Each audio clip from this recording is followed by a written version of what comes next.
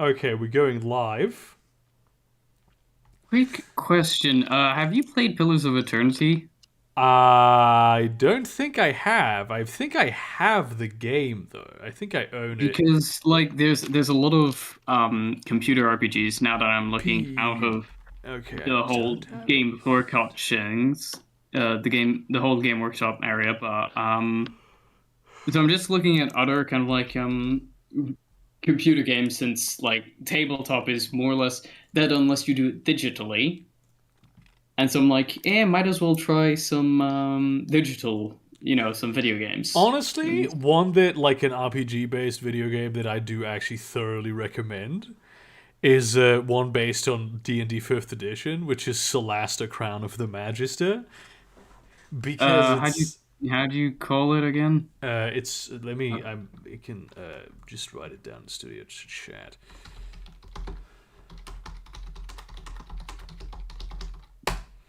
It's this. It's actually legitimately good. I'm not done with it. I haven't played all the way through it, but from what I've played Oh so yeah, I've far, got it on my wish list. Yeah, yeah, yeah, I've it's heard about very. it. The graphics are not great, and the it To doesn't be honest, have amazing voice acting or anything. But if I okay, like that's gonna be a bit of a downer, but yeah. I mean, to be compared fair, to fucking Baldur's Gate 3, which I find is just not a good game because of the way that it's designed. Solasta's just better. I'm sorry, but now the thing is, to be fair, um, graphics wise, I'm nonplussed as long as it's not something that looks like you took stock stuff from an existing game store, right? I Like have no the idea whole how to game. identify that. Uh, yeah, it's kind of easy, but also not something that genuinely looks like dog shit. Like I can deal with old games just because of the standards of the time. I'm like, yeah, the graphics are shit compared to nowadays, but I can deal with that because I know it's an old game. Yeah, So as long as you're purposefully making them retro, or you have, or like it's a top-down game, for example, I don't necessarily care about graphics. Like I'll care to an extent where it's like, oh, it just looks so uncanny valley, it's unplayable. yeah. Like at that point, I'll be like, nah, I can't play this. G. I'll There's a put the very refunds up. specific play, but here's the thing, right? I don't play a lot of horror games, to be fair. Yeah. I'm not a huge fan of just the horror genre in general. I'm not opposed to it. It's just not something that interests me.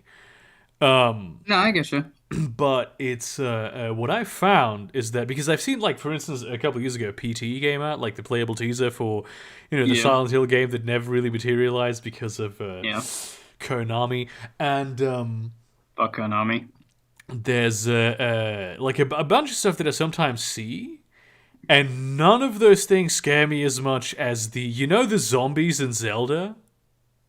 Mm. The ones that just like they stop you from walking and then they clamber onto you and start eating your head.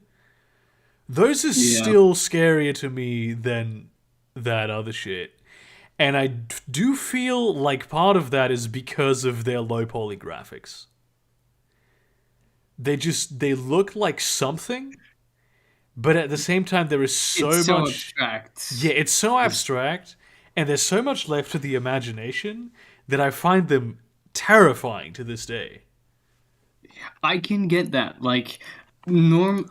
So I'm a very frightful person. I easily scare, like, absolutely easily scare. Boo. You give me a trailer to a horror movie that doesn't even show me the monster, just hints at it, Yeah, put yeah. some creepy music. I'm like, I can't sleep for a week straight. I'm It's just thinking always. about.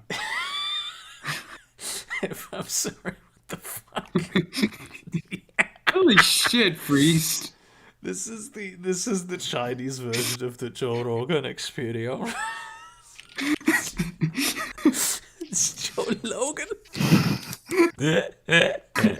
It is Cho. No, it's not Joe. It's Cho. It's Cho Loga.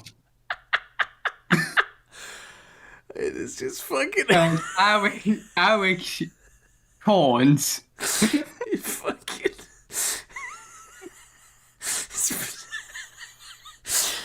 The chemicals in the water turning your freaking frogs gay.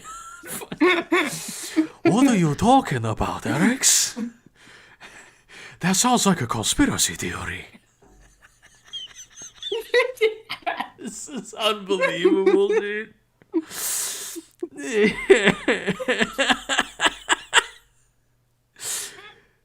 God damn. Yeah, he looks like Chairman Mao. This is amazing, dude. What the fuck are you talking about, Alex? I'm telling you, they The ducks at the park are free. they hit UFOs in the Forbidden City. I tell you, it's true. God damn. Oh, I wish I remembered how to do his beings from a higher dimension that help the rich and humans ascending higher dimensions as they progress. Oh, There are beings from higher dimensions that help the rich. it's so like just the raw version of it. I tried at one point to like memorize it, but it's too crazy. It's insane, isn't it? Oh, God, that was a good giggle.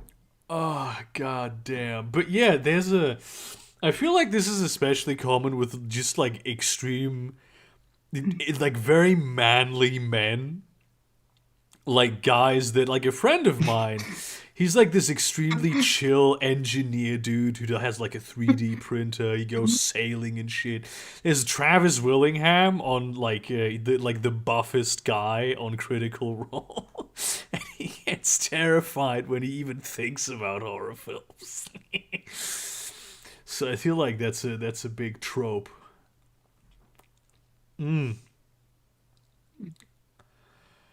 Oh goddamn, yeah.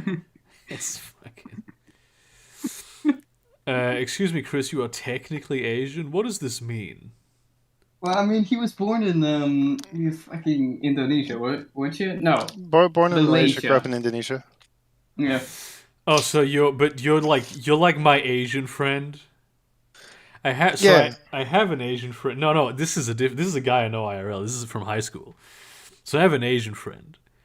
I'm not going to say his name, but he's blonde, blue eyes, thick Viking beard.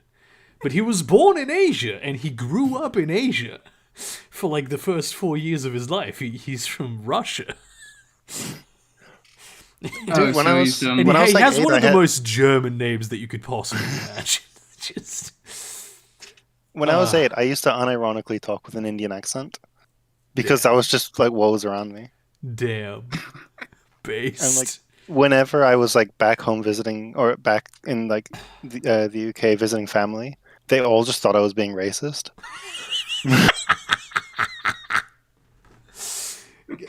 Based.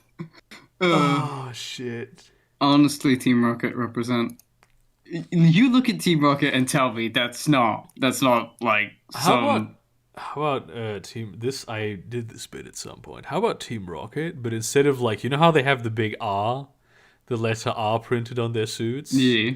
How about instead of the letter R, it's the letter N?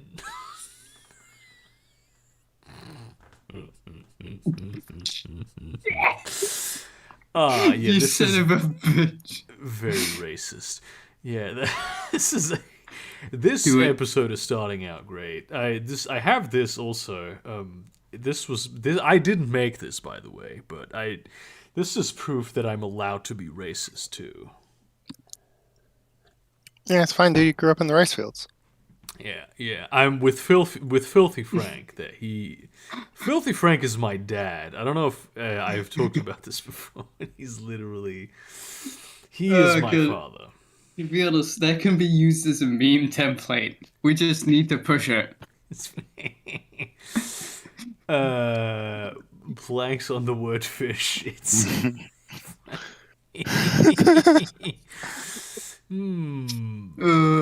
I'm just stealing memes. Don't mind if I do.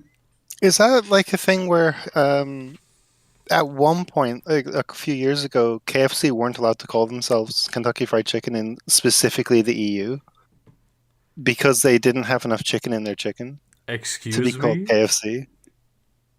So, and they just had to refer to themselves as like 5 pieces.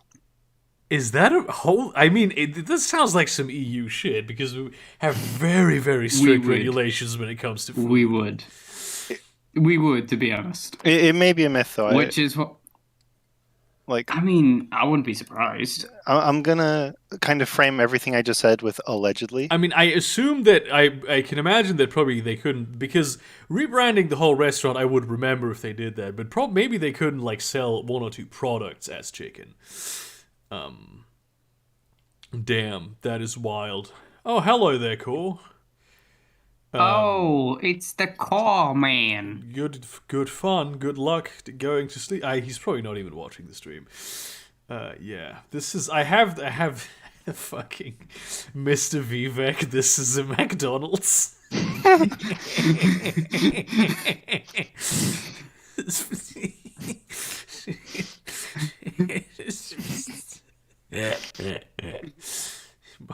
You must pay homage to the triumvirate. Mr. Vivek, this is a McDonald's. Mr. The best part is he looks as pissed as you would be having to deal with Vivek as a like minimum wage employee. Yeah. Yeah. What is a dark sigma? Okay, dark sigma tip: pass out in front of women. Their motherly instinct will kick in, and you will wake up and find them breastfeeding you in the woods. Oh, okay. This has to be a joke. Please be a joke. I mean, it's Twitter. When is something not a joke? I found, by the way, I found this sticker. It's near the supermarket where I go to, and it is gorgeous. This is one of the best fucking stickers I've ever seen. Just straight up.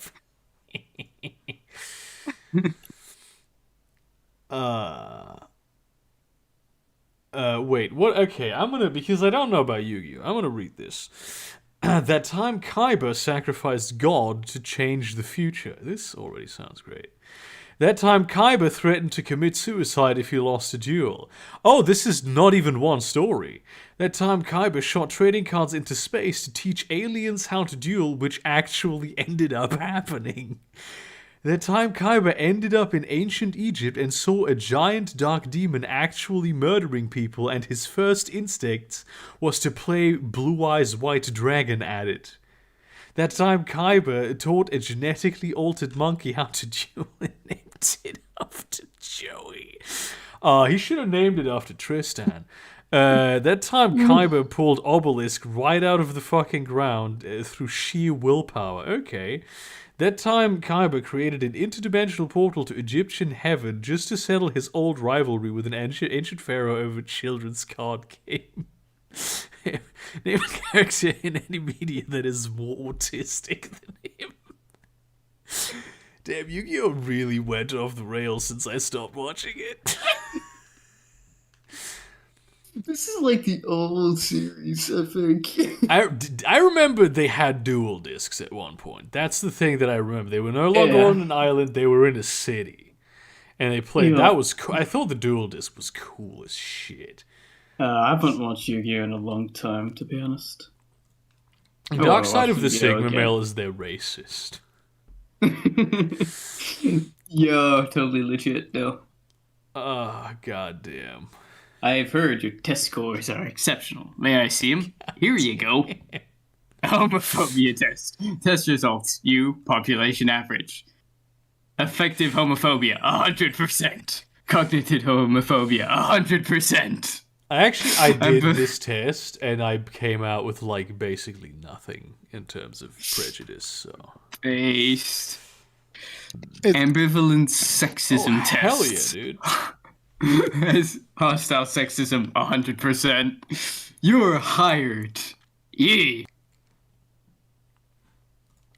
I did one of those tests for sexism, which it's a running joke in in one of my friend groups that I am like the group's kind of the sexist because I ironically hate women, and every single one of those I passed with like 0%. Based. Yeah, this is all this is so yeah, that's kind of what happens when you hate women, ironically, is you can cheat the system. Yeah. Also, shout out to Adam. Yeah, that's killer, Adam. That's really cool. Okay, something's happening with my upload. I don't even. Oh, you uploading something? Yeah, I'm uploading penis pics, but because my penis is so, oh my god. Are you fucking serious, Discord? Are you actually for real? What the fuck? Okay, that Fuck you. dude, this is okay. No, you downloaded this from me and then you uploaded it. Yeah. This is not you literally uploading the exact picture that I just wanted to upload. Didn't even have to download it. I just opened it. Oh my god. But this track is just two grown men sitting in separate rooms writing poems about each other. Fucking god damn. G. That's a fucking G, my dude. You say that, but I was literally watching the lore video on Pusha T's diss against Drake, and he dissed him so badly that Drake had to become a father. I'm sorry, what? So How? Drake was hiding his child, like he had basically abandoned his child, and Pusha T wrote an entire diss track about it, about how he's a deadbeat dad, and it was so bad that to like reclaim his image, he had to like go back into his son's life.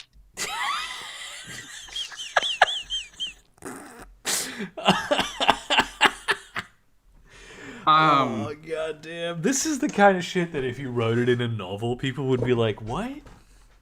Why? It's just a song. God And of course, the album cover is of Drake in blackface as well, which is perfect. Drake in blackface. Oh no! I have to check this out. That sounds unbelievable, my dude. Drake Seriously. in blackface. But Drake's already black. No, he's Hispanic, isn't he? No, but he's like a quarter black, I think, or half. Well, I mean, he can't. He's still kind of visibly. Yeah, no, like he is. What the fuck? Yeah, that's it. That was the album cover. What the shit, Like, dude? it's not a good look, is it? It's like I thought, but he's like blackish. I mean, half black maybe. It's not gonna be. This is the most racist blackface I've ever seen. This is Trudeau's blackface was less racist than this. What the fuck? The only reason Trudeau's is less racist is because it was in black and white. Yeah, That was it. I think the excuse he should have gone with is that's a good point, because if I post this one here, it's less racist somehow. My excuse would have been because he was wearing the whole like the like Arab 1001 Nights garb.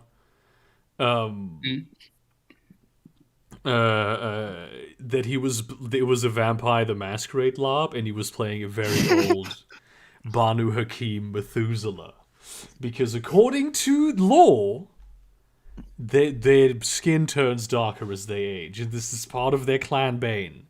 This is a real thing. If you go to the White Wolf wiki, to the Banu Hakim page, this is part of their clan bane. White Wolf I genuinely believe that White Wolf they just give their employees crack. Yeah.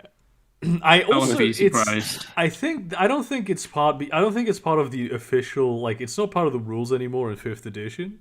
in V5, because there it's just the main is that you are basically a vampire savage, which, thinking about it, is also not a great look. That particular combination of attributes, that you're prone to violence and to killing other vampires. Oh, that sounds terrific. But it's fine because you're also the cops. Which is, it's the role of the Banu Hakim. They're basically the vampire cops. Mm. In a very roundabout. This is how they see themselves, at least. The whole thing in Chechnya, though, is by far my favorite White Wolf bit of lore. So fucking insane. Oh my god! Like an pretty bit like an ongoing situation. They like they rolled back on that, didn't they? Yeah. No, I mean they rolled back on that in the sense of like White Wolf got taken. Like that was the reason. Okay, so this is what happened, right? There were gay pogroms in Chechnya, right? The government went out there and just straight up killed gay people, put them in internment camps and shit, because they're like extreme, like Muslim extremists. And so White Wolf went ahead and said, no, this wasn't gay. This happened like in 2014. And White Wolf went ahead and said, no, this was the Second Inquisition killing vampires in Chechnya. Oh no! Just why did you need to? And this is the thing that actually made them lose Vampire the Masquerade as a game. Like this is that's when Paradox acquired it directly and restructured the entire team, because that was the straw that broke the camel's back. I wouldn't be surprised. Jesus Christ. I mean, it's on one hand, I respect the move because it's. I mean, it's a thing that happened, and it probably makes sense in the lore of Vampire the Masquerade, but also, like, goddamn, dude, was this actually necessary? Like, how did you improve the franchise by doing this?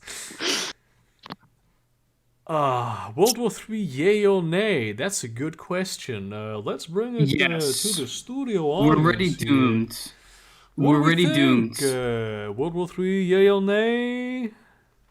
Yay. Just on me, automatically, yay. It has... Have you heard it's been 48 degrees in fucking Sicily, my dude? Fucking Sicily. Seconds. I have heard that, and it's also... It's. I think they... It's the hottest recorded temperature in Europe ever, I think. Like not in like outside of furnaces. That they had in Sicily today. Or yesterday, I don't actually know. Yeah, which is fucking wild. I'm really I mean, look, it's the fucking mafia, but even still, it's like, dude.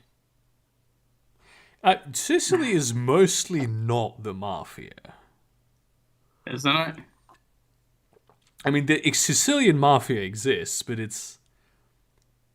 Mostly it's just people. Hey, what is this game? This is... fuck. Yeah, let me check. Stone Shards. What Star Shards? Stone Shards. Stone Shards. Let me... Because it looks really cool. It's a turn-based RPG. It's pretty nice. The thing is, you start off with voice acting. Yeah. But then, once you finish the prologue, no more voice acting. It's like, it's pretty disconcerting. Brilliant. It's like, it's pretty disconcerting, and it's like, but why? That would irritate the shit out of me.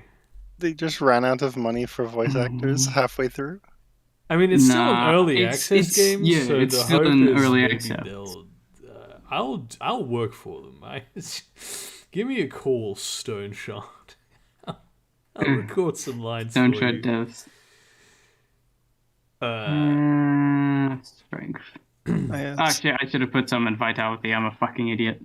Health, Psyche, and Milady. Fuck the Yeah. lady. Fuck the lady of the lake. Yeah, Take that booze because have booze. sex with the. There was this fella. I met this fella. I remember this. This was back in the 70s. His name was Giuseppe Titaliano, and we just called him Johnny Tits. Of course, he came over from Sicily, and he had the biggest tits I ever seen. It's not even just the biggest tits I ever seen on a man. Biggest tits I ever seen on a man or a broad. You mean humongous bangadungas. Just humongous. badankas. It was incredible. I've never seen tits this big on any human being. I thought it was physically possible to have tits this big. And you sure it was a guy? You sure Johnny, he it had a wasn't fucking some... big ass beard. Fucking Johnny Tits. What, did he have glasses and then he have like some fucking spots on his No, face or what? he broke his back because of the fucking size of the tits. And it's not like women, because you know how women, the very successful ones, they have small tits. Because women, they're built different than men. They have the back strength to support the tits. The men just don't have that kind of back like strength. that. And this is why they're so successful. About it like that. This is why women with small tits are so successful. They don't have to carry around that fucking luggage all the time. This is why Johnny Tits died at 43. And also because they took a shotgun to his fucking head. Just that fucking twist. Oh, fuck. Johnny Tits. Johnny Tits. Yeah. Johnny Tits face. Giuseppe Titalian. Yeah, this is a true story from people in Sicily. This is a real thing that happened. Ooh.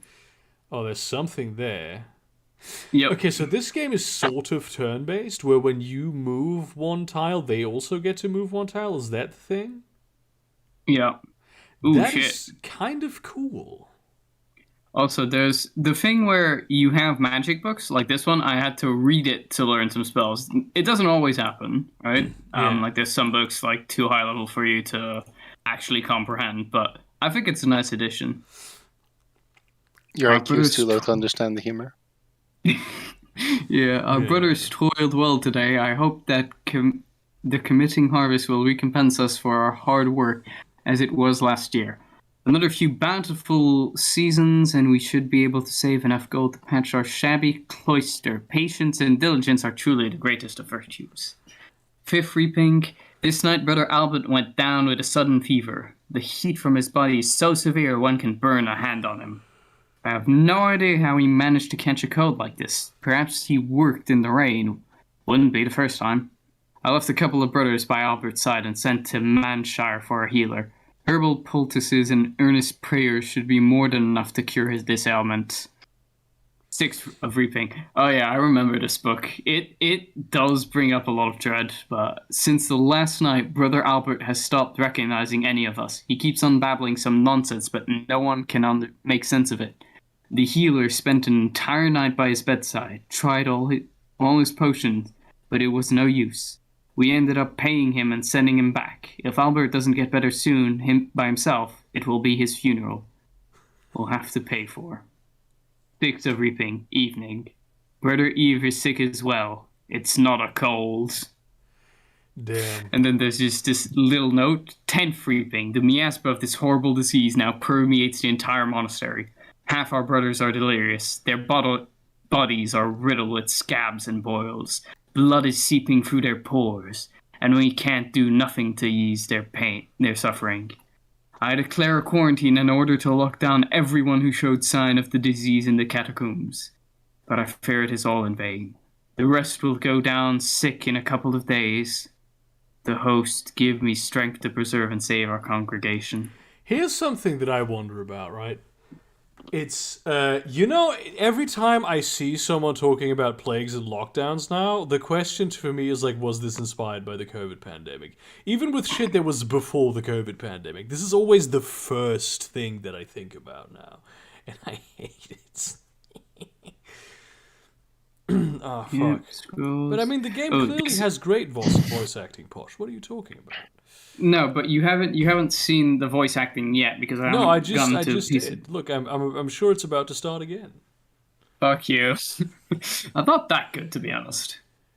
Today, the entire neighborhood gathered around our monastery. The healer had brought the disease back to Manshire. Oh no! Based. Blood was leaking from their eyes. They were hopelessly sick. I prohibited anyone to go outside. Then they tried to break in. A few brothers lost their lives, but we managed to push them back from the gates. When the crazed crowd tried to burn us alive along with the building, I had to break the quarantine and bring even the healthy brothers into the catacombs. Truly out of the frying pan and into the fire.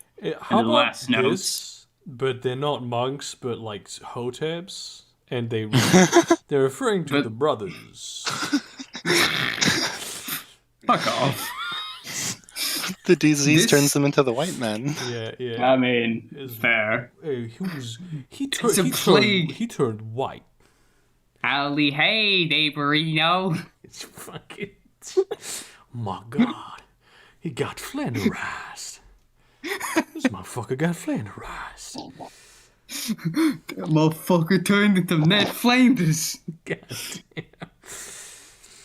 Well, this looks but- different. Yeah, because there's blood on it, which is nice because you can see it even on the note when you pick it up, Yeah. which is really nice. Oh, that by is the way, I think cool. yeah, blood gets in. The problem is I can't really read that well on this end. Yeah, so I blood see- gets I into see my what you mean. eyes and drips down on the parchment. We are doomed in these sinister depths. Even time itself flows differently. I've lost account of days. When was the last time I left my cell? A couple of hours ago? A day? It feels I may be the only one who is still alive. Every night I'm haunted by visions. As the candlelight fades, shadowy figures step out of the darkness. Their wheedling whispers drive me crazy. The host is silent. The host is deaf to our prayers. The host betrayed us. Where do I seek strength to fight back the temptation, to break the oath? A cure, a cure. All look for is to be cured. Damn. Oh my God. Oh my God. This fucking shit Well, in studio chat. This is fucking. MDef said this to me earlier, like yesterday or something. And this is literally. This is not even like garlic mayo. This is just mayo. I fucking. It's fucking weak. It's literally. Also, this is a true fact. Americans apparently don't eat fries with mayo. They don't do it. Well, I mean, they have no Belgian broad. How would they?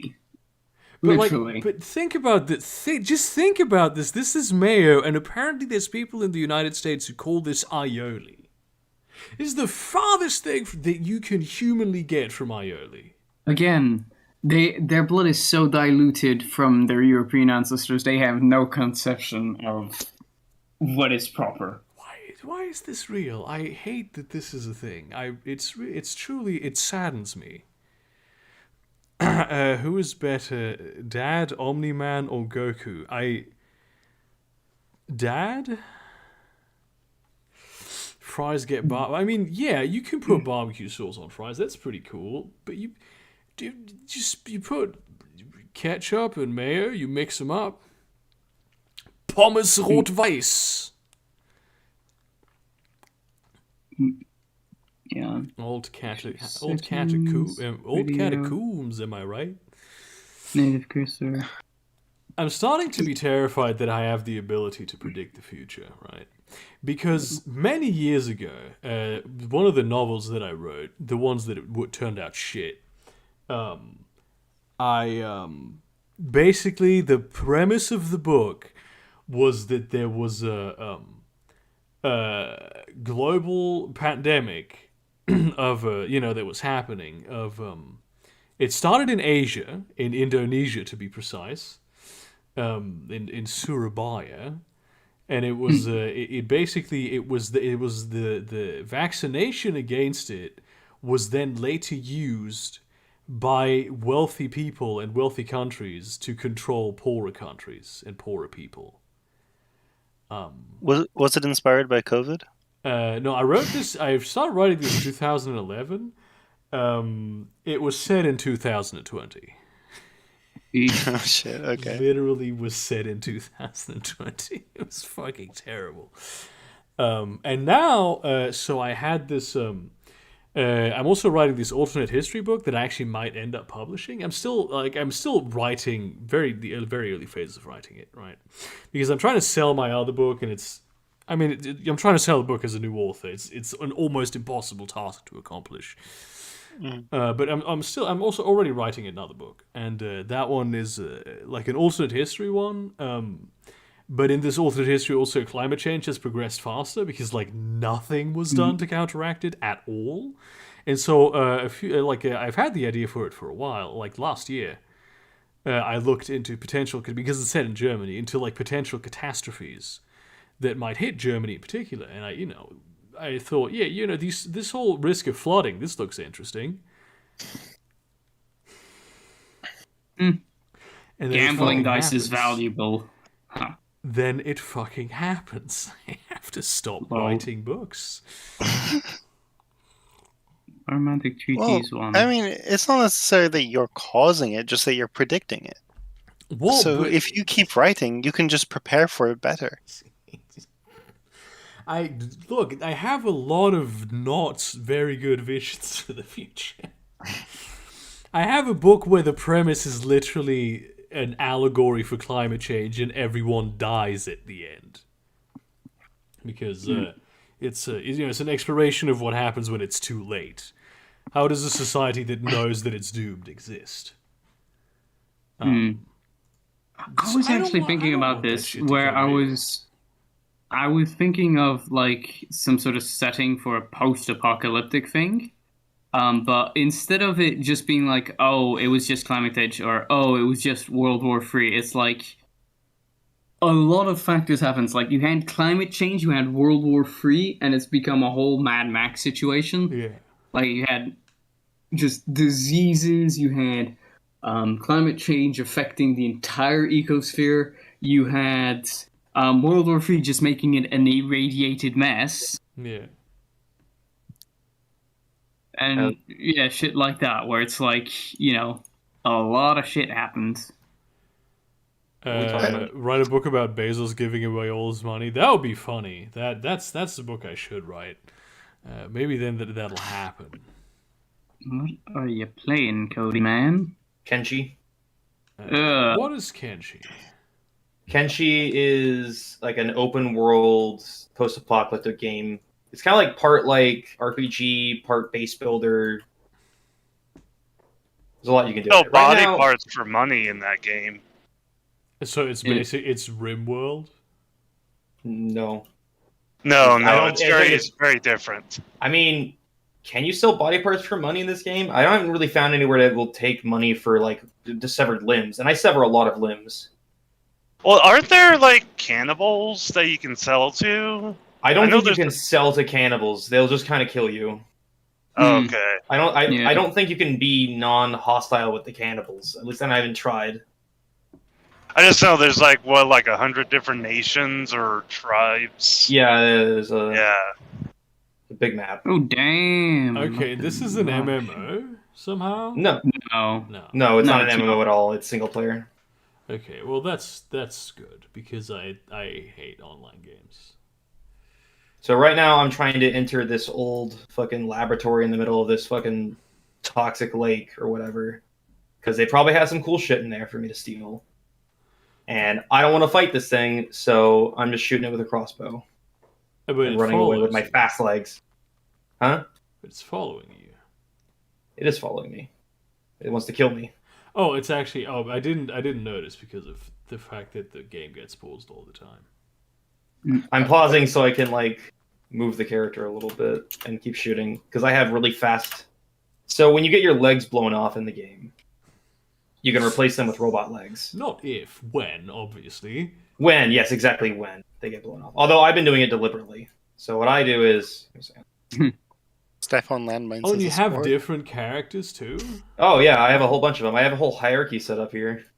I can throw books. So this thing removes limbs from people, and so what I do is the obviously the top of it are all robot skeleton men, and then you have the recruits who are all made out of flesh, and then you have these guys who, once they've proven themselves, I remove all their arms and legs and replace them with robot parts. So you're making the Mechanicus. Yeah, I guess. Goddamn. Let me look this up real Ooh. quick. Yeah, because I've seen ads for this. And not like ads, I've seen this on Steam, but... It's a good Okay, game. you can It's really use- difficult to get into, but once you do, it's pretty satisfying. This is immediately weird where there's like different races and shit. Oh yeah, You can play the Shrek race. the Shrek race, yeah. Damn, that's... The lore is like really like hidden. Like you have to read like really old books, and there's like a lot of environmental storytelling. That's... I think we don't exactly know where some of the other races came from, but we assume that what happened is maybe either we're on an alien planet somehow, and the apocalypse happened there, or like humans sort of like devolved into these like servitor races and like warrior races and shit. We have no idea what happened. This seems pretty dangerous. Oh my god. Balls. I'm gonna go back shit. to... I like one of them's called Bitchbot. Oh yeah, Bitchbot. He builds all my shit. I thought it was a woman. I mean, they don't really have a gender. They're skeletons. They're robot skeletons. That doesn't mean they can't identify with the gender. They are... Ooh, maybe they do. I have no idea. Why would you deny them Hold on, access let to me check. social constructs? I'm not denying them that, but I mean, they haven't. When you check gender on there, it's just a dash. I just assume all skeletons are non-binary. Damn. That's... Looks like a cool item. What I like about my game, well, I mean, it's in Kenshi. You have what's it called? You have limb dismemberment, right? In Kenshi. Yeah, there's a limb-based physics system. Hmm. So like, you have their head, stomach, chest. This guy has a left foreleg, a right foreleg, a left leg, and a right leg. So he's taking damage to his chest, and his forelegs, and his left. And he's losing oil, which is blood for robots. Okay, damage though. I guess okay. Good old fireball. So are these dungeons like custom generated or what? No, there's it's a No, I'm static talking map. about I'm talking about Oh, yeah, I'm looking okay, at... I'm switching back Yes. and forth. gotcha. So hang on, it's a footman space. I don't need that, but I could use the helmet. Don't need everything though. Hang on. Damn, I have been having problems with fucking acid reflux since the vaccine. Yeah. Really? I've heard people have a lot of issues with the vaccine, and also just long-term exposure from corona. It can also cause effects too. What I Oh yeah, the You second like- vaccination, it really fucked me up. Like I was, I don't know if you read it. I complained about it on the server. I was like knocked out with fever heavily. I was like the first. The first shot was great. Like basically, my arm hurt for a few days, and I was a bit tired. That was fine. But then I So basically, the first night I decided fairly late in the evening. That was probably a mistake. To watch a documentary on Netflix called "The Devil Next Door," which is about John Demjanjuk, the Nazi death camp guard from Cleveland. Oh yeah, you talked about that in Zionist Conspiracy, Yeah, didn't you? exactly. I haven't- Yeah, I'm about oh to. yeah, the thing with the Yeah, I'm about to repeat that bit. So basically, what it's like I love it. he was a Nazi death camp guard. He He lost his American citizenship, and then he got extradited to Israel. And in Israel, obviously, he didn't have a lawyer. So he would be tried there under the Israeli law. There's this like section of this is a guy that's like 90 years old, the most handsome 90-year-old man I've ever seen, right? And he like talks in Hebrew about how, well, yeah, obviously Demjanjuk didn't have any lawyers in Israel, and he would have preferred to have a lawyer that was actually familiar with Israeli law as opposed to his regular lawyer who was barely familiar with American law. But of course, he tried like 20, 30 lawyers, but no one would do it until he found Sheftel. And this is just, hearing the name, I was like, okay, this is not going to be good. And the camera just pans to this shot of, this is if you had the A-team of anti-Semitism and you gave them the Happy Merchant and said, make this worse, this is what they would have come up with, right? It's this guy, just the perfect long hair, bald head mixture that I have ever seen in my life. Where like shirt tucked in, massive gut. His belt is like one of those light blue fabric belts that skaters like to wear. He wears this huge golden Star of David around his neck, and like has Israeli flag cufflinks. That last one's not so like bad because I mean that's kind of like like politicians and lawyers do like, the American flag and shit like that all the time. Oh, this is in America. This is normal, but this happened in America? No. This happened in Israel. Yeah, I know. So like he Israeli starts person talking. having that is He starts talking. Just the first thing he has on his face is this shit-eating grin. And he talks about how, well, in Hebrew we have like an expression for being a troublemaker, and I've never had problems with that. And so basically what happens is that this Jewish lawyer in Israel is one of the most hated people in Israel, by the way. He defends like a Nazi war criminal who worked in a concentration camp and like killed hundreds of thousands of Jews in an Israeli court, and he gets him off. Really? Straight up. He gets convicted in the so basically the contention was that he is this specific concentration camp guard called Ivan the Terrible. And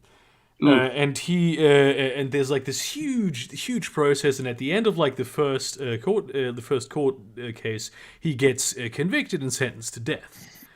But then the Soviet Union falls, and they find documents that where it's like that basically it's the Soviets went into that concentration camp. And they took like guards there, and they interviewed them, recorded everything, and then shot them in the head. And in the interviews, there's like a lot of doubt cast on whether the John Demjanjuk is actually Ivan the Terrible.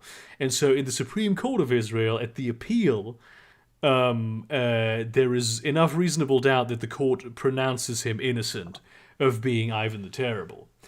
And just the second that this gets pronounced, just the grin on this guy's face, on like Sheftel's face, just unbelievable. Just the entire nation of Israel is devastated because they feel like a Nazi war criminal just walked free. And he did. He went back to the United States until years later, the OSI, the Attorney General's office, it sits down and thinks to themselves, well, he wasn't Ivan the Terrible, but he's still like a concentration camp guard, and not like any kind of concentration camp.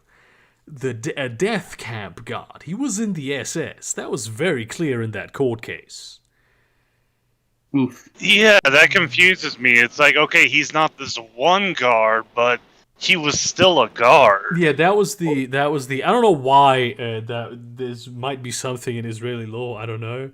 They might have forgotten. Well, it was probably because they focused too much on him specifically being Ivan the Terrible. The question to me would have been like, why, if they find out that he's not Ivan the Terrible, just try him for being a Nazi death camp guard. You know what I mean? Yeah. But yeah, that doesn't make sense. But it might have been because politically there was this thing about like why would the Supreme Court believe like the testimony of Nazis over the testimony of, because there were actually survivors of the camp that like in the courtroom identified him. But then there was stuff about like it was demonstrated that one of them had dementia, and they couldn't find any outside of Israel any survivors who could identify. It was all about casting reasonable doubt. Was the strategy of the defense. So it might have been like a political thing where then probably they had specific like charges drafted for this Ivan the Terrible or whatever. Yeah, but I mean, like, this is my question. The question would have been for me, like, and why not try him for just being a Nazi death god? You'd probably have to arrest him again and hold him back in Israel, so he probably had time to like go back to the United States, and they probably would have had to extradite him again, which would have been a whole process. There's a lot of reasons why that might have happened. And so, what is eventually like this is like years later, the OSI finds this, realizes this, and does this huge process of extraditing him again to Germany, where he gets convicted of being a death camp guard, very quickly, and but then of course he goes into fucking, what do you call it?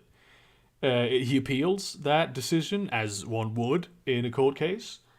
And then what he does is he dies. Just of old age, because he's 91. What a bitch. Yeah, and so basically because of German law says you can't try dead people. Oh, come on. You used to do that all the time. That is probably the exact reason why we don't anymore. You can't try dead people, and so if there is an appeals process in place, the outcome of the trial is unknown, and unknown defaults to innocent because you're innocent until proven guilty. So this guy who was convicted of being a Nazi war criminal ended up being not guilty because he died. Yikes. Nitrous oxide gas intoxication made me understand better than ever before both the strength and weakness of Hegel's philosophy. I strongly urge others to repeat the experiments. Its first result was to make peal through me with unutterable power the conviction that Hegel was true after all. Oh my god, this is beautiful. It's beautiful. God damn. Oh fuck yeah! That's basically the and I just, but also one of the something that's even funnier from that whole documentary was the scene where the defense was trying to like fundraise, because obviously they were just like people the guy worked at Ford in Cleveland, he wasn't exactly rich. So they were trying to fundraise to get to pay the lawyers and all that shit and like stay in Israel. And there's this shot of a guy in a KKK hood, and it's like, why are you supporting this cause? He's like, well, we're all human beings, and we gotta stand together and help each other out, show solidarity. Dude.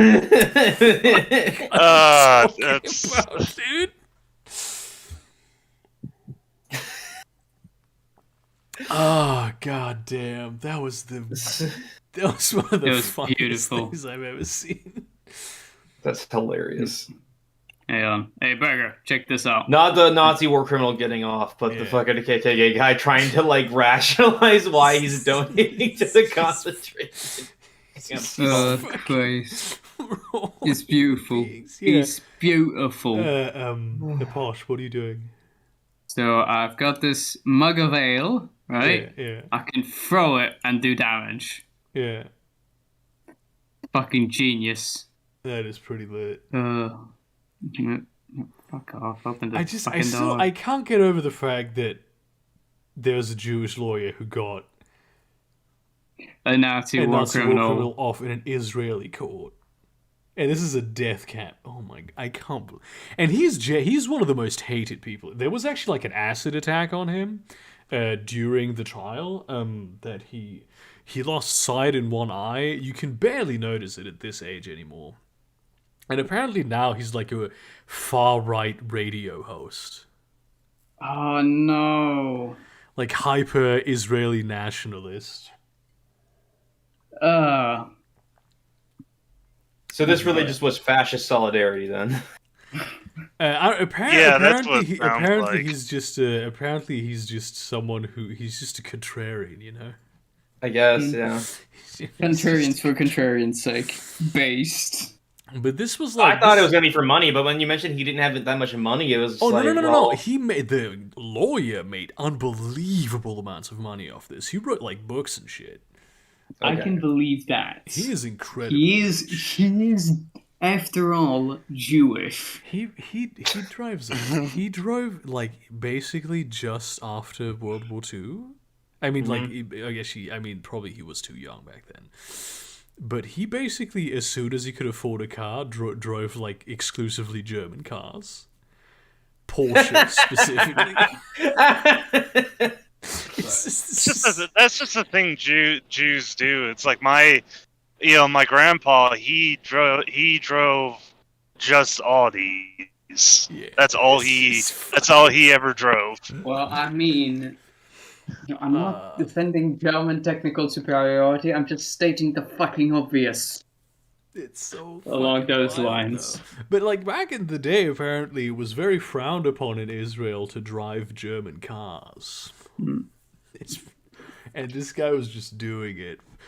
And also, this is the guy who at like 70 is wearing like a 70s friendship bracelet. He's fucking. Look, man, we're all in this together, solidarity and whatnot, right? Yeah. Oh, goddamn. Jesus fucking Christ. Yeah, he's still one of the most hated people in Israel. Yeah. I get it. Is he number 2 to Hitler, or like? There's one like an Israeli state prosecutor who says basically, well, everyone has a right to legal representation. Of course, I get that. Even a Nazi war criminal, but I have no respect for Yoram Sheftel. I can't give you my true opinion on him. Giving you my true opinion on him would take longer than he would sue me. It's fucking, just unbelievable. It was a very good doco, though. That's gonna be the most Jewish documentary ever. I mean, it was made by apparently an Israeli guy, so.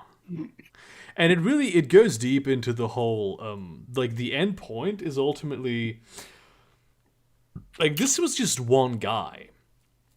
And the whole policy of the United States after World War II with like Nazis was, there's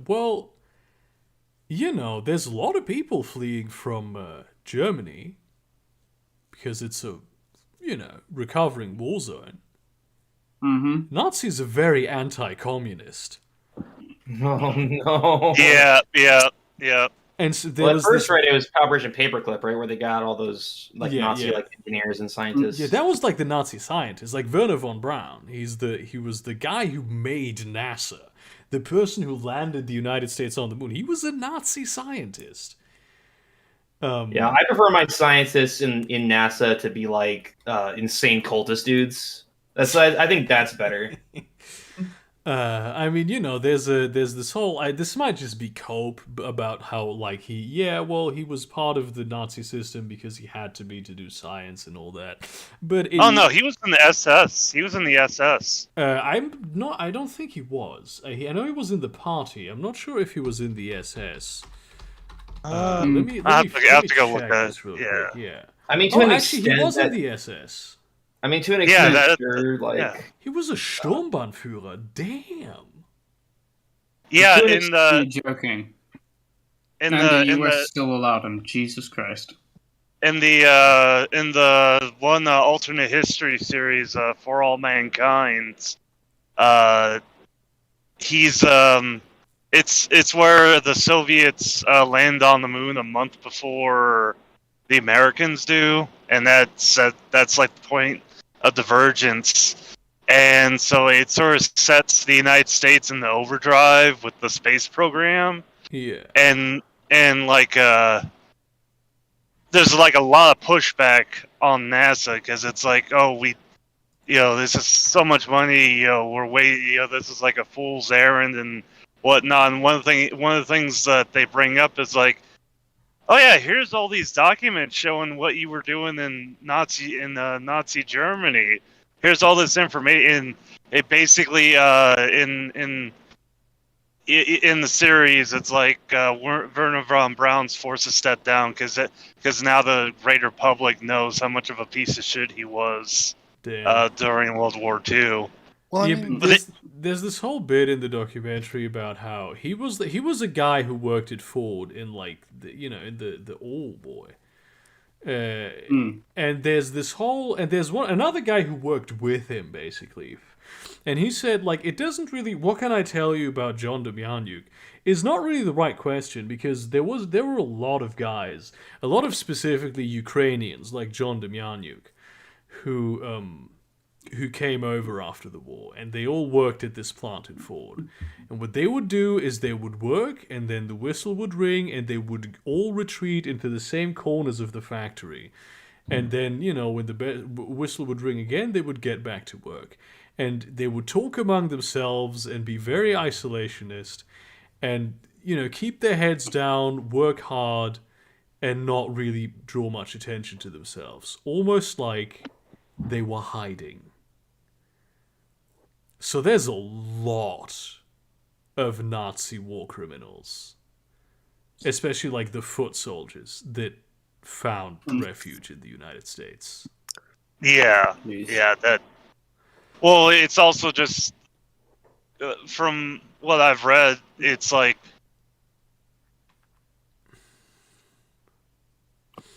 Yes. From what he's read, it's like nothing the Nazis got to him after that. Damn. Yeah. I think fuck. Speaking I ripped to a real one. Also, to an extent, I understand like some people in like Nazi Germany had to do what they had to do in order to like survive it, but at the same time, absolutely, some people went above and beyond to like pass that. Like, there's a certain point in which neutrality is like harming people, and like there's also a point in which you're actively helping and assisting. It's a very difficult. It's a very thin line. Ethical. I don't think it's a line even. It's a gradient. And it's a very complicated ethical conundrum because it's like you want, this is like trying to get out, like run from North Korea or like do anything against the North Korean regime, but if you do it, they kill your family. Yeah, it's like, at what point is someone a captive of the system they're in, and at what point are they actively perpetuating that system? And I think there's no right answer to that. I think it's always like, you always are contributing in some way to the system. Yeah. But there are definitely others who contribute more than you. I mean, obviously, instance, like Ivan the Terrible, the guy who was like the cook at the fucking military base, something like that, probably wasn't doing all that much to perpetuate the Nazi war machine. But like the guy building rockets for them definitely was. But see, that's the thing, that the people building rockets for them were like often like enslaved Jews doing forced labor. You know what I mean? Sorry, when I said building rockets, I meant designing them. Oh, okay. Yeah, that's a different. The guys in the factory, if you were like a fucking like someone from Czechoslovakia who was like shoved into a factory and like with a gun to your head, I'm not gonna blame you in the slightest. Yeah. No. And it's the same. There's a scene in in Saving Private Ryan, that where they like find a bunch of like Germans with like a bunch of like Nazi soldiers or Wehrmacht soldiers like on the beaches of Normandy. And one of them jumps up, puts his hands in the air, and says something in a foreign language, and they just shoot him, and then laugh about it. Yeah. But what it actually was is, if you listen to it, it's Czech, and he's saying something like, "I'm not German, don't shoot, I'm Czech."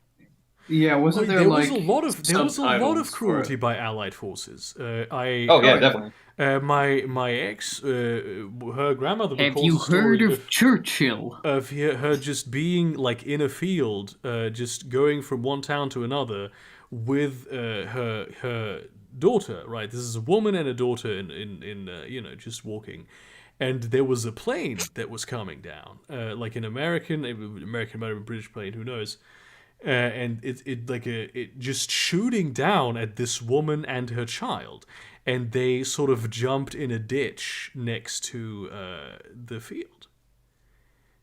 And there's no mistaking. This is a woman and her child, and you're like a pilot with a big gun. Like that's straight up a war crime enacted against the civilian population of Germany. And this is like, war is just such an incredibly horrible thing. Where I would say even like my great grandfather was in the Wehrmacht. He was drafted.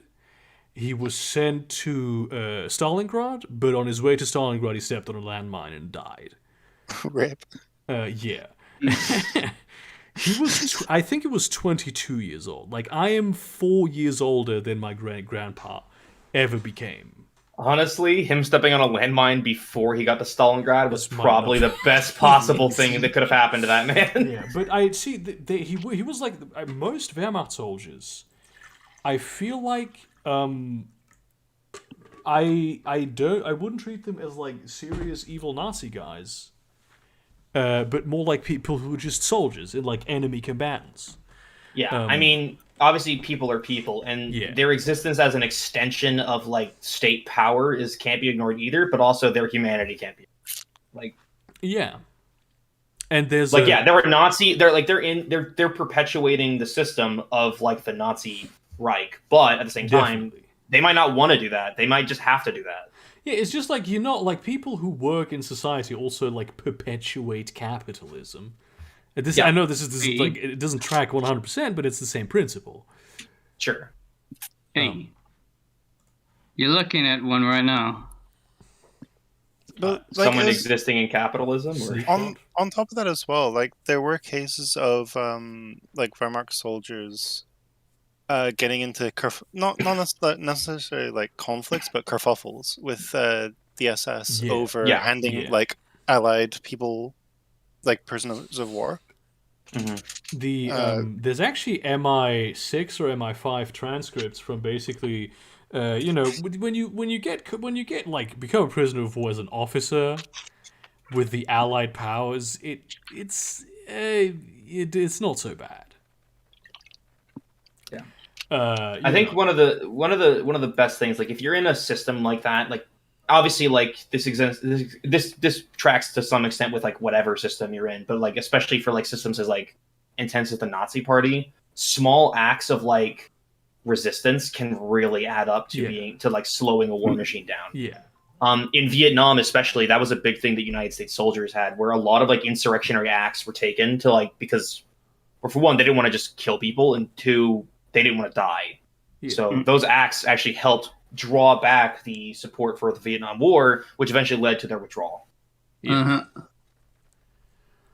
Sounds about right. Which is that's a very important point. And also, like these officers, they were talking to each other, obviously in the in the Allied prisons, and these transcripts document how they were exchanging rumors about shit the SS were doing, like war crimes, and being appalled at the notion of like the concentration camps, which they also didn't like know about necessarily. Yeah, not a lot of people knew about them. Oh, I mean, like people like knew that Jewish people were being taken away and then were never seen again. They didn't know exactly what was going on, but I mean, they had an idea of what was happening. And they were appalled by this. A lot of the Allies didn't, though. Like, a lot of fucking, like, Soviets and shit like that, or Americans who found the concentration camps, just, like, they like, did horrible acts to Nazis that were there, just purely out of what they saw there. Like, they saw that shit and were absolutely... Like, a Band of Brothers did a very good thing of illustrating this. Where they just show up at this fence... And it's just a concentration camp that's been vacated by Nazis like hours earlier. Yeah. And they cannot comprehend what is going on. And then there's this thing where like, no, they can't leave the camp If we let these prisoners leave the camp, they're extremely malnourished. We have to monitor what they eat and their caloric intake, otherwise they will die. If they do not eat the exact right things, they will die. You can't just go from being malnourished to just eating whatever. Mm-hmm. And there's a whole episode of it, and what they do is they go to like the nearby town and make the civilian people who live there basically like clean up the concentration camp. Because they're like, there's no way you didn't know about this. There is no way you didn't know about this. Mm-hmm. And these people, they're absolutely devastated. Like this, just everyone loses. Everyone in war, and in this whole, and in the obviously the Nazi system. Yeah. It's unbelievably dark.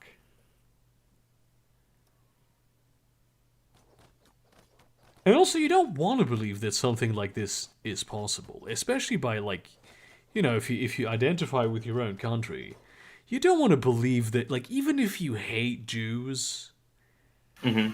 you don't want to believe that your own country is capable of such a that humans are capable of such a thing. It's such an evil, basically. Because that's what it is. I mean, this is something that before this happened, nobody could even conceptualize this shit.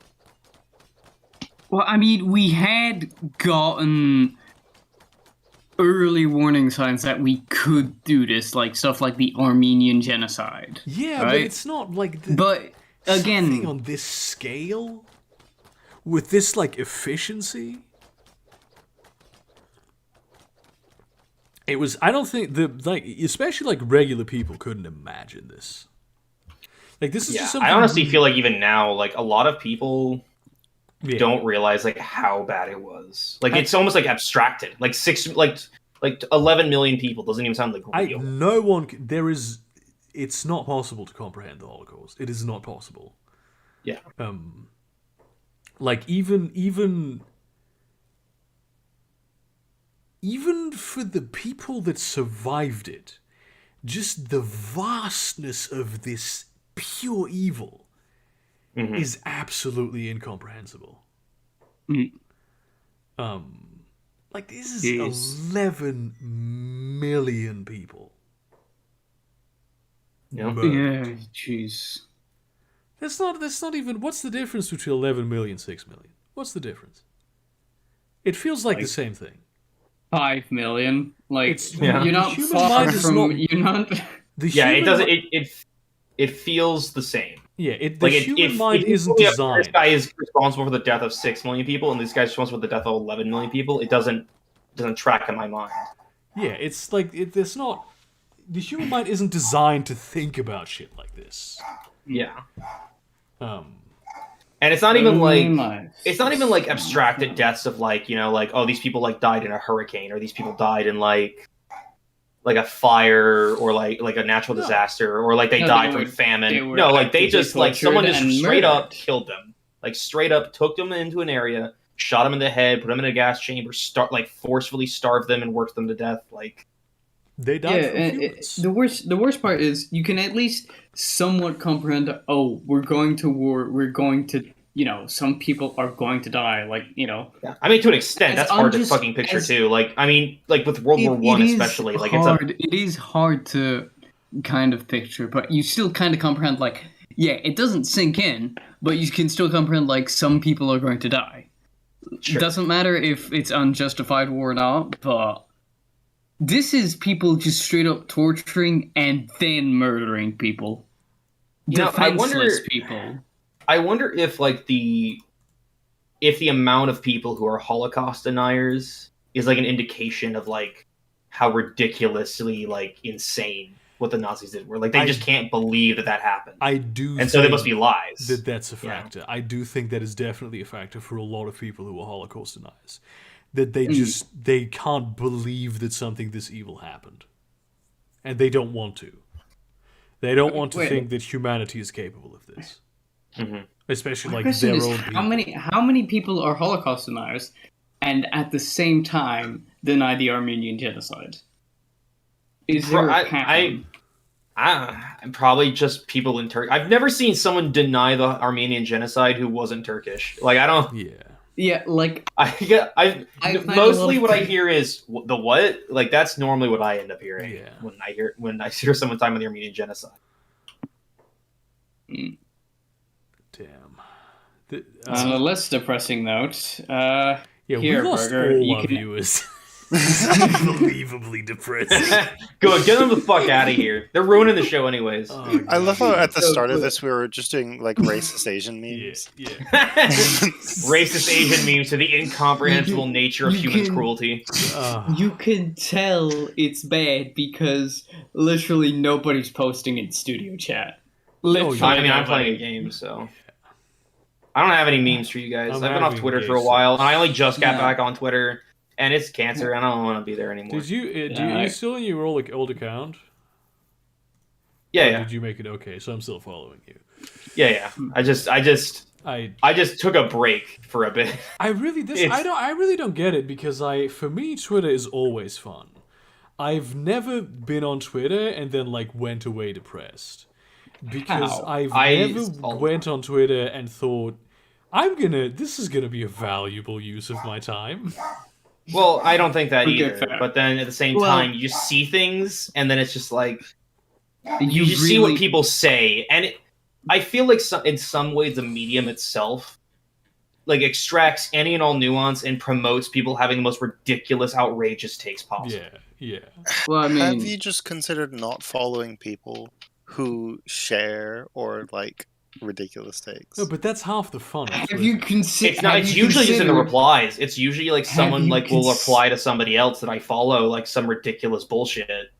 I mean, fair. Okay, that's fair. And I mean, was gonna you guys say- see how often I fucking argue with people here on Discord who make dumb takes. So I mean, like, it's Oh, more that no. I personally like when I see shit like that, I feel like the need to say something about it, which is something I just need to stop. Dude, That happens a lot. People just having This people happened having today. bad This happened takes on today in shit Discord. posting. Ooh. I mean, At least to on be Discord, I can fair- have like a quick, snappy like response in the conversation, and I can elaborate large if I need to. And if it gets really heated, I can take it to a VC Yeah, to like actually like break down what the fuck's happening. you could just say you're gay. Yeah, Dude, you can just say you're gay. I've been using 4chan since I was like 8 years old. I've learned to just Nobody drop. on if I'm on 4chan, I just know that like it's not worth it. There's nothing there. Yeah, Yeah, the and you just people have to take that mentality. 4chan to doesn't- the No one rest on of your 4chan life. is a person. They're all just like memes that are personified into human beings who just say whatever their id is telling them to say. How is Twitter any different? it's 4chan. Twitter has a sense of like you like are a person, like a username. You have like a permanent username, and so like because of that, Twitter's problems are very different from 4chan's problems. 4chan's problems are sort of like this like lack of sincerity and inability to like actually take anything seriously and spread ideas without any sort of like accountability for where they're coming from. With Twitter, it's more like people will say outrageous shit because it gets people to look at them. And then they'll like go into these huge arguments about it, and it's completely brief and dehumanizing. It's awful. Yeah, Like they're two very different things. yeah. The third, the username makes a lot of difference. It really does. Even like in sites like where they like I don't know. I find that like I just hate 4chan in terms of like user interface too. Like I think 4chan is like shitty user interface, which I get that like it's been that way, and I just hate using it for one. So I just don't go there. I like it. It's simple. I like the 4chan when it's presented. Yeah, but how do you like discuss things with people? Like when you were talking to somebody, was that 0848382894 or was it 68567382? Like which one of them was it? both. Well, it Can't depends keep on the track board of you're that in. shit. Sometimes you just get IDs. Yeah, I know. Well, the only boards I You go to can't- are you like I go to can't- TG or like Based. yeah, I go to TG or I'll go to like V or It's- VG or something like that. I don't go to. I like that 4chan exists, but I don't want to be on it. The best shit from 4chan gets posted. 4chan is like a chemical factory, all right? They Yeah. produce memes, but you don't want to be anywhere near the production of those memes. I'm a 4chan NIMBY. Dude, apparently Bear Trauma. 4chan NIMBY. Bear Trauma was just made by some random guy in 4chan came up with the idea, and the dev read it and went, "I like this," and made it. He was just browsing 4chan and saw an idea. Look, we already have Yandere Dev. It's not that far off. Yeah, but Yandere Dev is cringe. Yandere Dev is cringe, but it still started from 4chan, my dude. There's a game called Yandere Simulator. It got kind of popular at one point because a bunch of big streamers like PewDiePie and shit played it. And the dev behind it is 1, can't program for shit. 2, absolutely insane. As someone who has read through the code, I can tell you he has everything is an if statement in the code. Everything, every single fucking line is an if statement. As a programmer myself, can I just say it's not bad that you only use if statements. Use cases. Just use cases. Use a switch. Fuck off. Yes. Cody, genuinely right. Go fuck yourself. Oh, Cody's right on this. No. Fuck off. I am also a professional coder. Case and switches. Am I the only one who isn't a professional coder? Shut up. All of you just shut the fuck up. Let me vent right now. Let me fucking vent. Because Cody, you are being an absolute fucking dumbass right here. First of all, it's fucking C#, dude. It is the most optimized fucking mass-produced software on the fucking market. May I add? Secondly, okay, if and case statements, depending on how well optimized the compiler is, have no dissimilarities if it is super well optimized. Case in point, C# is well optimized. The code produced from a case statement and an if statement in C# are literally the same thing. Okay, but he was literally saving variables. No, shut the fuck up. Okay. There is no... You were getting really upset for no fucking reason. It's because he is Yandere Dev. Oh, shit. Dude, get out the cum chalice. He's being unmasked. No, but the problem was he was saving integers as a numeric formula and then using them to make a menu with if statements instead of a case statement, which just makes your code look fucking disgusting and unoptimized. True, but okay, if you had led on to that, I might have been. I said everything was an if statement. I didn't say it has if statements. I use if statements. My point was that everything was. Literally everything was an if statement. I read through the code. It's nothing but fucking if statements. No, there's a better fucking argument to be made. He can use fucking for statements. He should. He doesn't know how to use a for loop, dude. I don't know what to tell you. It's all if statements. Exactly. So don't tell me the fucking case statement because I've heard that and it's like. Sometimes there's literally are fine. No. They're good for if statements. But yeah, for I loops are good. I don't disagree with you, but I don't know. I'm getting heated for no reason. You got heated for no fucking reason. I'm just saying it's I've seen his if statements. There's a lot more wrong than just saying, "Oh, he needs to switch up with a case statement." No. It's not just that. All I'm saying is it's one easy fucking programming trick that he could do to just fix something small. Of course, there's more wrong with it than that. Sure, he would gain. I'm just saying that he doesn't have a high school level knowledge of programming. He doesn't. He's basically read the For Dummies book, right? No, he hasn't, because they would have taught him a case switch statement and a fucking for loop. Only the first chapter. Only the first chapter. Oh, okay. And only the statement. He knows how to make he knows how to make a main method in a fucking if statement. I would like to point out that I understand none of what is being said. So basically, two programmers getting heated about how I do love that I'm in the same room with 3 programmers. This is like the picture of the little blonde girl and the 10 black guys. It's fucking... No, but the thing is, so there's a problem with. He uses if statements just one after the other, right? So there's this thing in programming languages, for those who aren't initiated in programming language, where if statements. If Which is statements the minority of the room right now, by the way. minority of the I think the room minority of who the fucking stream. viewer base too, because Yeah. I think we're the only ones watching it. Yeah. Fair, but just in case someone rewatches the live stream, so an if statement is like saying, okay, if there are any eggs at the supermarket, I'm going to buy some. Else, I'm going to buy, I don't know, spaghetti. You know, that's an if-else statement, right? True. Things that people do in real life. Buy eggs or spaghetti. Think of it as real life, but this you're doing in code, so you're telling the computer to do something or do something other. The problem with how he's doing it is he uses only if statements, not if And they're else, nested. not if It's else, disgusting. if statements, singular if statements. Not only that, he uses massive if statements that are inside if statements that make the computer really fucking slow. He also uses them one straight after the other, so it's always a fucking check. So it's not where he uses like if else, it's just if. So every time the computer has to make a check, it's going to go one after the other instead of jumping. It's kind of like instead of like trying to like open a bookmark in your book to find a word, you instead have to read every single line of the fucking book in order to find something. Like it's Yeah.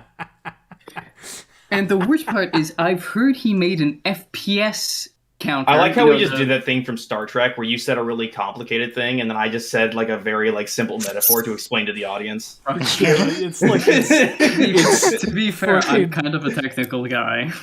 I don't do well with simplistics. Data and LaForge. Yeah.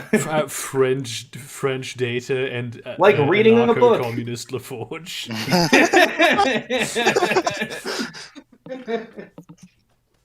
Yes, I can give my accent a bit more of a twist. Why not?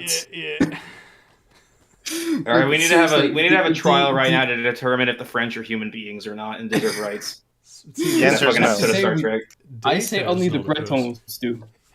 I say only the Bretons do. Well, that was an episode, right, where they had to do a trial to prove that Data was a human being who deserved rights. So Yeah. the one thing I will also say is he's made an FPS counter in the game using his own code, but it badly counts the FPS of the game. Like, it counts it inaccurately, so you're getting either way too high or way too low frame rates for what's currently counted, when he could just use one that's already integrated with... Yeah, doesn't he uses it in Unity? Doesn't Unity have an integrated frame rate tracker? It's like he uses Unity. And he wrote most of the code when he could have used Unity assets. It's like not even someone who's looked at a tutorial on how to use it's like trying to repair your car Unity. with tools, but instead you use a fucking tree branch. It's basically the Temple OS of video games. Hey, no. because Temple OS It's is not a work blessed of by art. God. This one's blessed by the devil. Yeah. Okay. No, Temple OS is a masterpiece. You take that back. I cannot wouldn't listen. know. Temple OS is what you use to communicate with God. There is no God here. The worst part is he uses like a function in every single one of his files. So Can I make a request? Can I make a request? Well, I just got home from programming all day. Can we not talk about programming? I just want to talk about this one last thing, and I promise I'll stop. If not, you can mute me and block me. But All right. this one last thing is You he block uses a for any mods shit to ban him. No, but Yandere Dev uses a specific function in his code, which I think is like update frame, which in Unity is to update game or something like that, a function, right? Where it updates the game state. This is useful when starting the game. Yeah.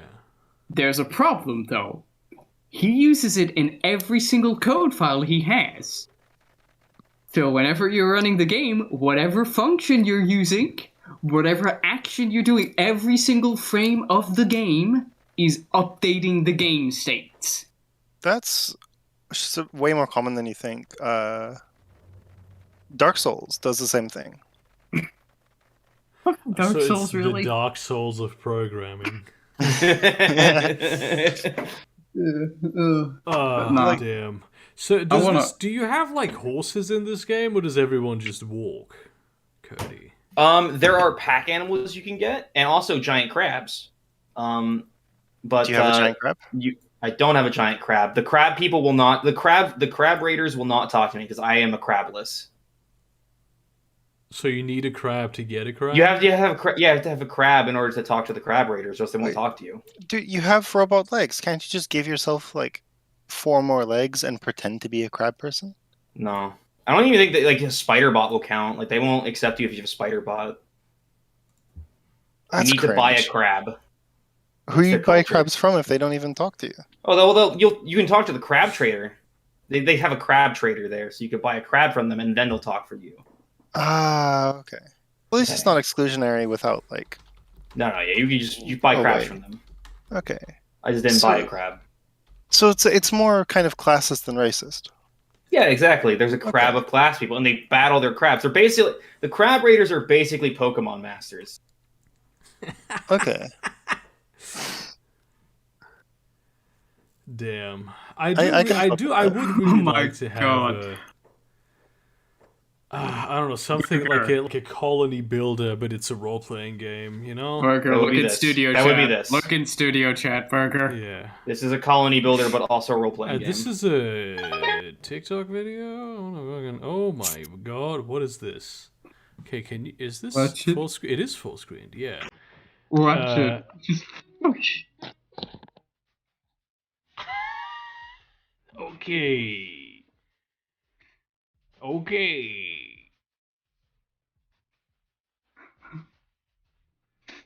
Ah, this is pretty hefty. Yeah, anyway, it's time to stop the stream. Very conveniently so, thank God. Before you leave us, Burger, just look at this, because this is what I was saying before. It has voice acting in the prologue, which is this part. Yeah. But as soon as I get in the inn... Wait. Did you think our lads would chicken out? An easy job, maybe some digging. You call a horde of cannibals an easy job. Right? Yeah, Hang on, I've already seen this part. But, so, I come to the inn, and... So here I am. The caravan is gone. Oh shit, they added actual voice acting. If I knew I had to deal with it. Shit! There. I've been bamboozled. Murphy's Law strikes again. Thank you very much for watching, and see you around, cunts.